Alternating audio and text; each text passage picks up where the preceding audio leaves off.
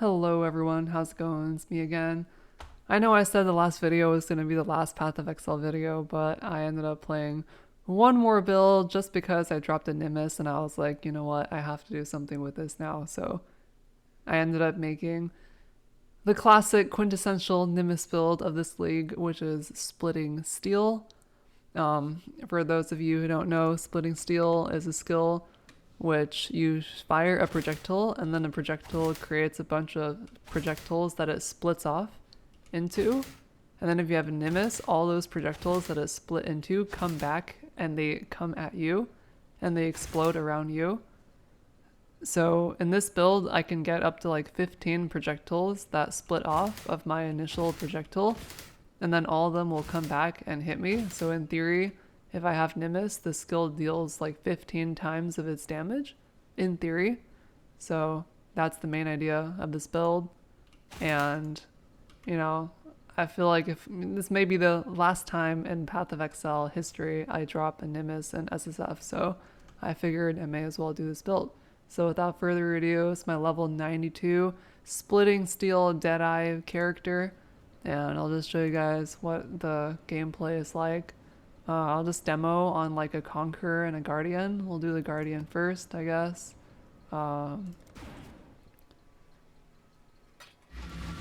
Yeah, this build in PoE is supposed to have 36 million DPS if all the projectiles overlap with Sniper's Mark and everything. So just to show y'all what the mapping's like. It's pretty smooth. I would say the build definitely surpassed my expectations. The clear is kind of a little bit strange because Nimis makes your initial Splitting Steel projectile go in a random direction as well. So I don't know if you can see here, like when I attack, sometimes my projectile goes like behind me and shit.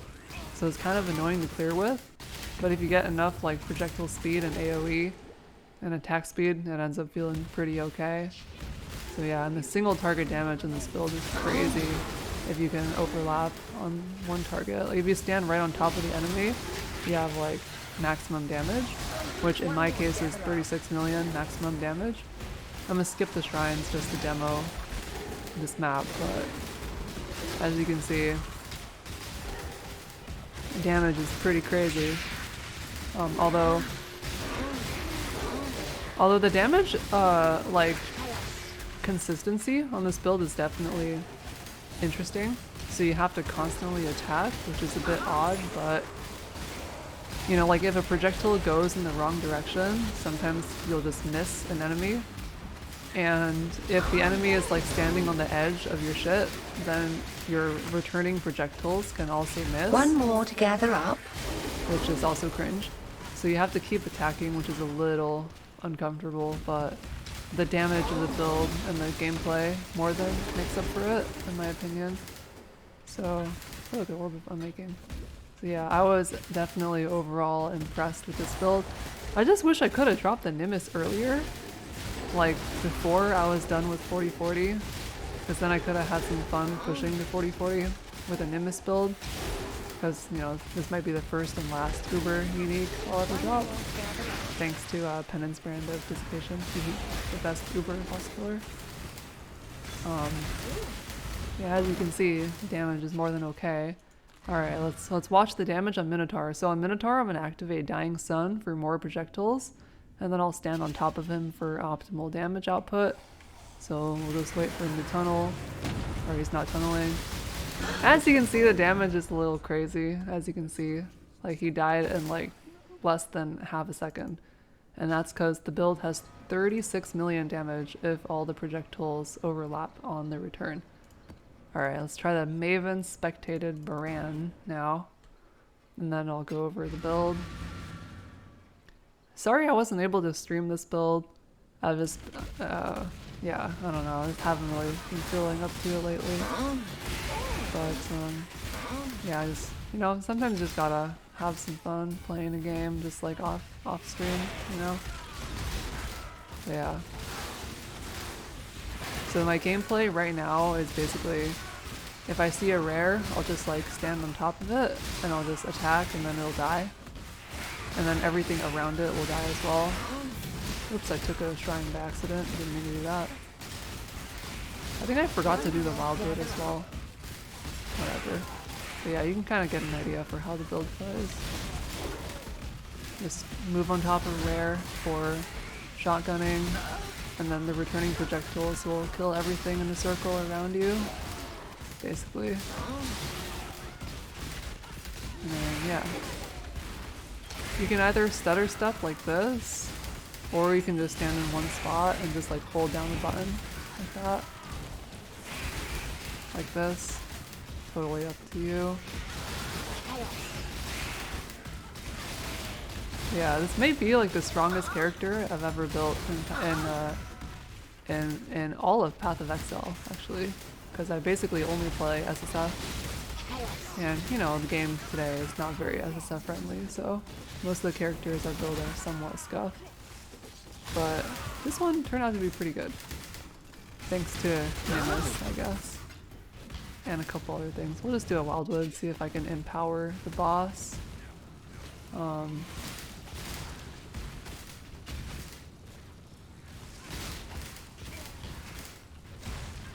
I also just got all my charms earlier today, like 10 minutes ago, so I believe this character is very close to full power. I mean, I'm still missing a little bit of quality on my gems. They're not 2020 or anything. And I'm level 92 only, so I have like more skill points to use if I want to. But yeah, it's basically like what the build is like. Obviously, if you're in Trade League, you can take this to extreme heights. But it is what it is. Just stand on top and get infinite damage. Alright, here, Maven spectated tier 16 Conqueror. Is it empowered as well? And empowered. Maven spectated and empowered. Alright.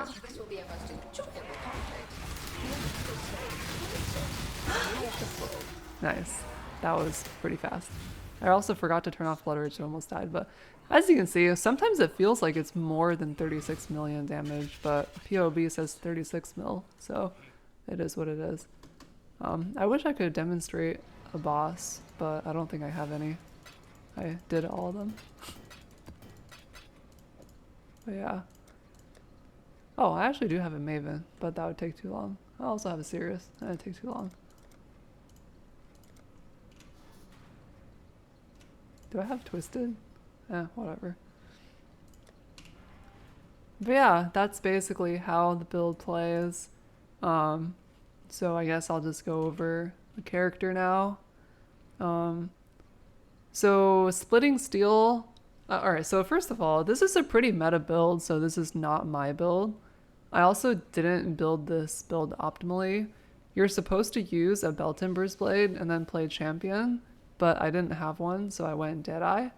But for those of you who are like unfamiliar with this build or are curious about it, I'll just give like a quick rundown about how the build works and what the different mechanics are. So yeah. So the main idea is use Splitting Steel. Splitting Steel without Nimis fires one projectile, and that projectile will explode on impact, dealing damage. And then it'll shoot out 5 projectiles that kind of split off the initial hit, and the 5 split projectiles will deal damage at their final destination. But if you can get returning projectiles, then the projectile, when they explode out, the exploding projectiles will come back and explode again around you. And each of those projectiles can shotgun. So every additional projectile that you get causes like that much more damage scaling, basically. You can also use returning projectile support, but it's not optimal because returning projectile support has a 70% less damage modifier on it, and it'll also remove one of your main links. So that's why Nimis is like so crazy on this build, because you get the returning projectile behavior without the damage penalty of returning projectile support. So that's the main idea, just throw out a projectile and then have the things come back to you and deal damage. The rest of the scaling is just Fizz, Impale, and Crit. So I have like, you know, critical support gems, and I have impale chance as close to 100% as I can. And then you also need to scale AoE as well. That's why I'm using increased AoE support. And from my understanding, the bigger your AoE, the more likely it is for the returning projectiles to overlap when they explode around you. So you really need AoE so that you can maximize your potential overlap damage. And then the rest of it is just like fizz crit, as I said. So I have a Paradoxica with fizz and attack speed.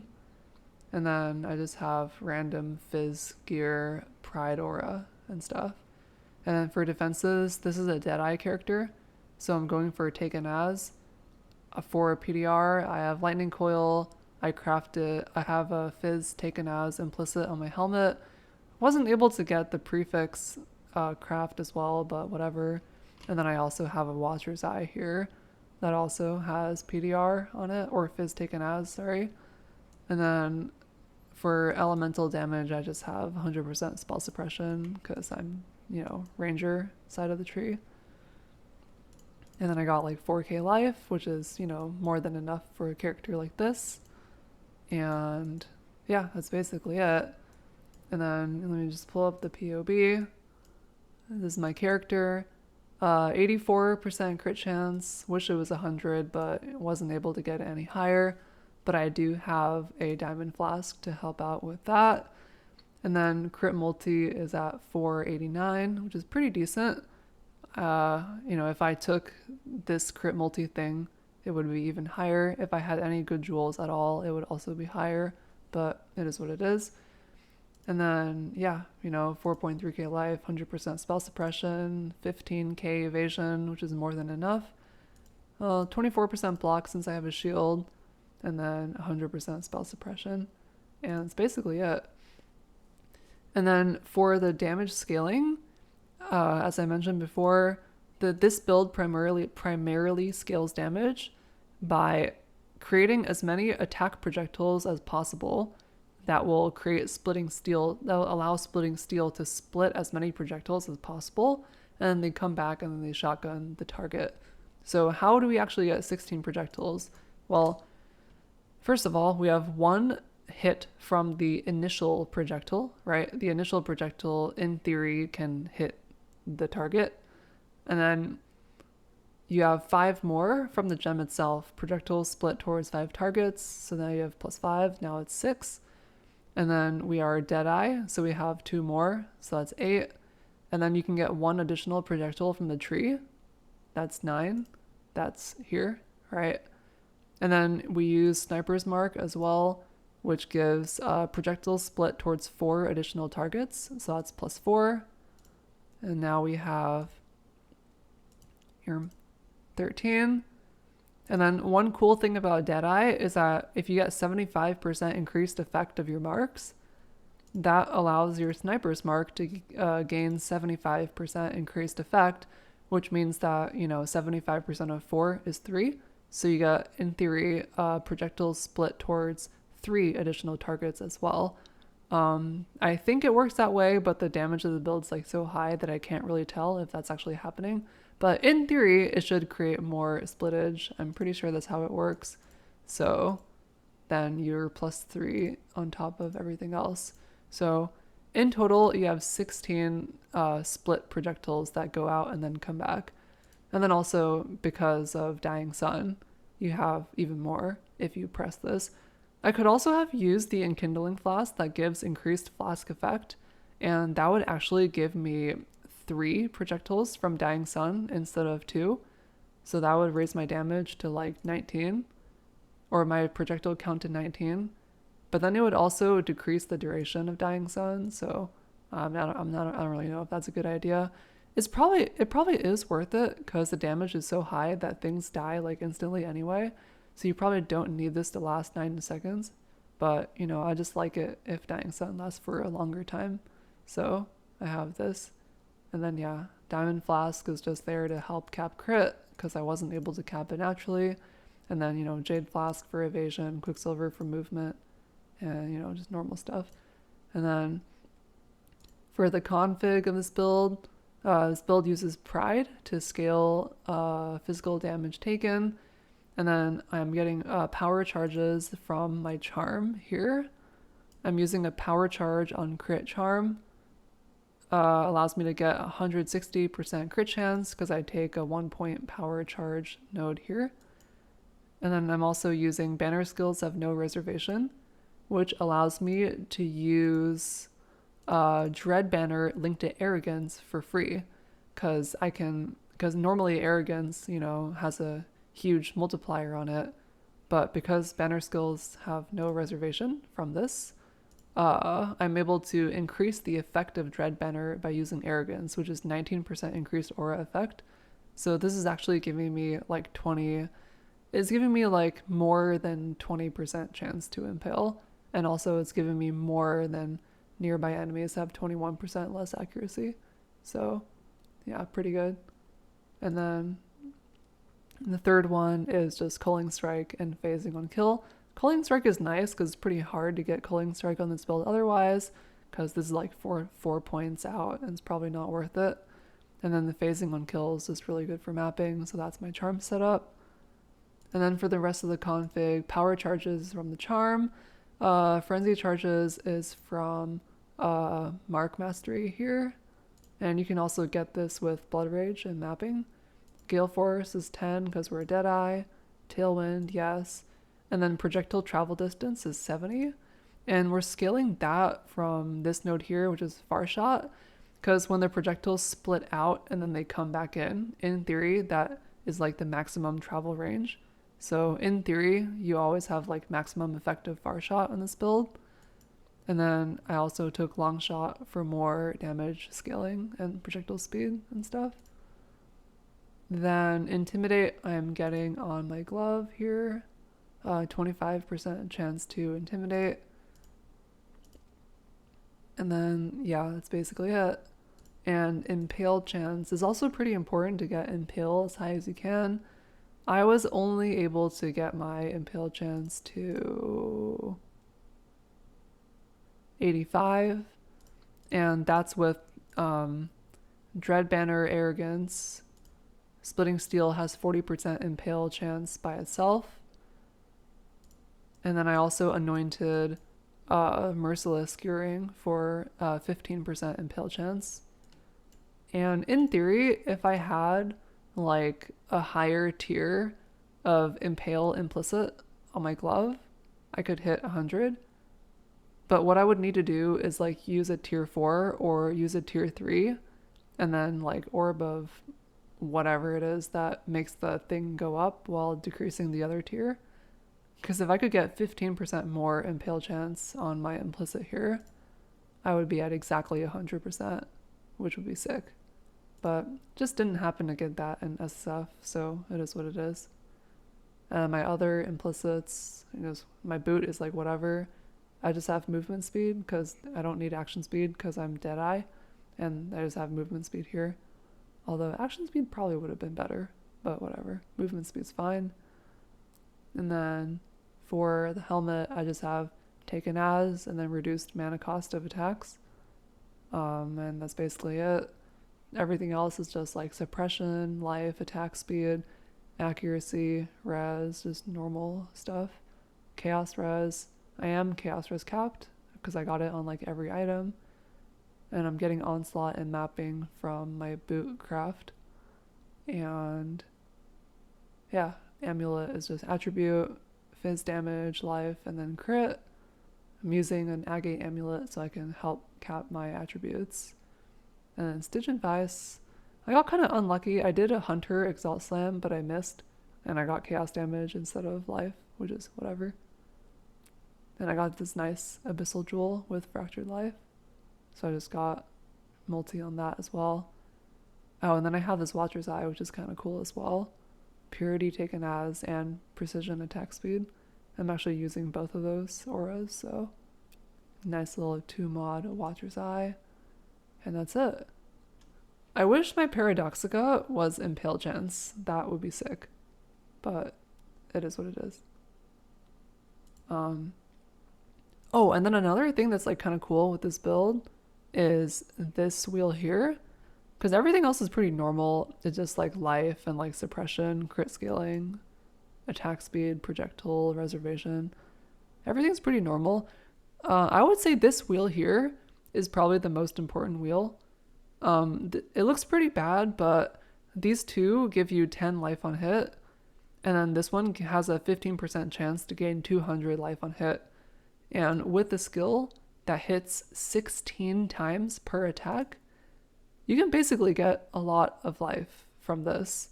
Whatever value that's giving here is inaccurate, because if you have 16 attacks, then every time I attack, I'm basically gaining like 500 life. All right, because if you do the math, 16 attacks and then 10 life on hit, that's like 80 life on hit. And then this one is like 15% chance to gain 200. So every time I attack, I'll trigger this like 3 times. So I'm actually gaining like 500 to 1,000 life on hit every time I attack. And that is on top of the instant leech aspect of this build. So the recovery on this build is actually crazy. And this node in general is really good with any skill that attacks a lot of times. So yeah, I was pleasantly surprised that as soon as I took this node, I basically fixed my entire regen problem. I can even like sustain blood rage on like single target if the fight allows me to, you know, keep attacking and stuff. So yeah. And it's basically the build. Oh yeah, and then also important to take Pierce. Yeah. I'm pretty happy to have played this build. It feels really strong. Oh yeah, and then one thing I should also talk about is, you know, this is an SSF build, but you should probably not copy this because it uses Nimis, and I would not play the build without Nimis. If you didn't have Nimis, you would have to use returning projectile support. So then you would probably drop your worst link, which is like, I don't know, is it increased critical damage? Yeah, it's increased critical damage. And then you would have to use returning projectiles. So if you did not have a Nimis, this build would only deal like this value reduced by 61% less damage, which is like what? That's like 2/3 less. So that would be like 6 million. So if you didn't have a Nimis, this build would be a 6 million DPS build. But because of Nimis, the build is 33 million DPS. So yeah, I'm very happy I was finally able to play a Nimis build. I always wanted to do that. So yeah, it's probably going to be really difficult to replicate this build unless you get a Nimis. But if you do get one, you could do it. I do have Enlighten, but it's not mandatory. If you did not have Enlighten, you could just like craft minus cost on your amulet here, and you'd probably be able to sustain, maybe swap out one of the charms for like reservation efficiency, and it'd be just as good. Probably swap out the Culling Strike charm for reservation efficiency, or I guess you could also just anoint reservation efficiency somewhere. But yeah, the only item that's like really required is Nimis. Paradoxica is also good, but I'm pretty sure if you have like a really good jeweled foil, it could be comparable. But yeah, Paradoxica is pretty nice on this build. So yeah. Oh, I forgot to talk about Beltimber's Blade. So this is the item that's like meta. You're supposed to dual wield Paradoxica and Beltimber Blade. The funny thing is I actually dropped this, but I was like, what am I going to do with this? I'm not going to get a Nimis, so I did not save it. And then I got a Nimis, and then I lost, and I didn't have this anymore, which was cringe. But this is good because it's basically Deadeye's entire ascendancy in one item, right? It gives you 2 additional projectiles and also gives you Far Shot. And then you don't need to take this node, and then you don't need to take this node. So then you can basically play this with Champ as dual wield, and then you can get like ridiculous amounts of aura effect, which is crazy because the aura effect scales your pride, it scales your impale chance. It is just insane. Like with Champ, you can get so much damage on this build, and then also impale lasts an additional hit. Like this wheel alone is like 9 mil.